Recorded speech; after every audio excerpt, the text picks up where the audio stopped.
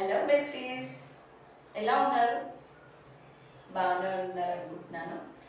ఈరోజు కథ ఏంటో విందామా? అనగనగా ఒక గ్రామం. ఆ గ్రామంలో ఒక సురేష్ అనే వ్యక్తి ఉండేవాడు.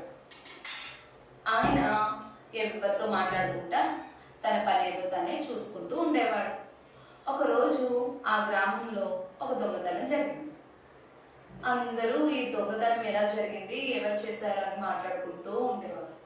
అయితే అందులో ఒక ఆవిడ ఏమని చెప్పిందంటే, ఈ సురేష్ అనే ఆయన బయటికే రావట్లేదు, నాకెంతో అనుమానంగా ఉంది, ఆ దొంగతనం చేసేది ఈయననే అని. ఆవిడ చెప్పే మాట ఇంకో ఆవిడ వింది. ఆవిడ వేరే ఆవిడ చెప్పింది. అలా చెప్తూ చెప్తూ చెప్తూ అంతా గ్రామం మొత్తం స్ప్రెడ్ అయింది, చేసింది దొంగతనం సురేషే అని. అయితే అలా చేరి చేరి మొత్తం స్ప్రెడ్ అయ్యి పోలీసుల వరకు వెళ్ళింది.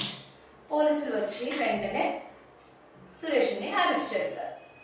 అరెస్ట్ చేస్తే ఇక కోర్టుకి తీసుకెళ్తారనమాట. సురేష్ని దొంగతనం చేసింది నువ్వేనా అని అడుగుతాడు సురేష్ని. కానీ ఆయన ఏమాత్రం అవును కాదే అని నోటు తెరిచి నిజం చెప్పడు, మాట్లాడు.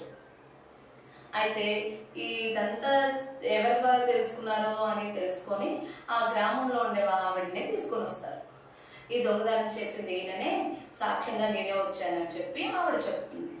అవునా అని చెప్పి జడ్జ్ ఆమెకు ఒక పేపర్ ఇస్తాడు. అది కూడా పీసెస్ చేసిన పేపర్, ఒక పోగు ఇస్తారు.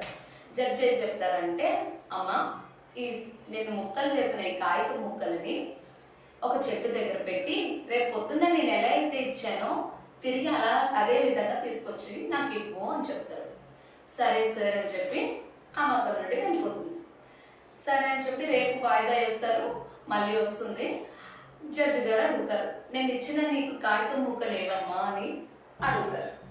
సార్ మీరు ఇచ్చిన కాగితం ముక్కలని ఒక చెట్టు కింద పెట్టాను, కానీ అది గాలి ద్వారా మొత్తం స్ప్రెడ్ అయిపోయి ఎక్కడో పోయాయి, నేను తిరిగి తేలేను సార్ అని చెప్తుంది. అప్పుడు ఆ జడ్జి అని చెప్తారు, నీ మాట కూడా అంతేనమ్మా, ఒకరి కోసం తప్పుడు ప్రచారం చేసి ఒక మాట పదే పదే అదే అని చెప్తుంటే ఆ వ్యక్తి అని కన్ఫామ్ గా అనుకుంటారు. ఒక మాట అనే ముందు ఆలోచించి అనాలి, అంతేగాని నిజ నిజాలు తెలుసుకొని అనాలి, అంతేగాని నిజ నిజాలు తెలుసుకోకుండా ఒక మనిషి పైన అపనిందలేయడం తప్పమ్మా అని చెప్తారు. అలా మందలించేసి జడ్జి గారు ఇతన్ని విడుదల చేస్తారు. అయితే ఈ విషయం ఆయన నిరపరాధి అని జడ్జి గారికి ముందే పోలీసుల ద్వారా తెలుస్తుంది ఎంక్వైరీలో. బట్ ఈయన వెళ్ళి రిలీజ్ అయ్యి ఎవరైతే ఆవిడ తన పైన తప్పుడు ప్రచారం చేసిందో ఆమె పైన పరువు నష్ట దావా వేస్తారు. ఇప్పుడు మనం తెలుసుకున్న నీతి ఏంటి? నిజాలు తెలుసుకోకుండా ఎవరి కోసం తప్పుడు ప్రచారం చేయకూడదు.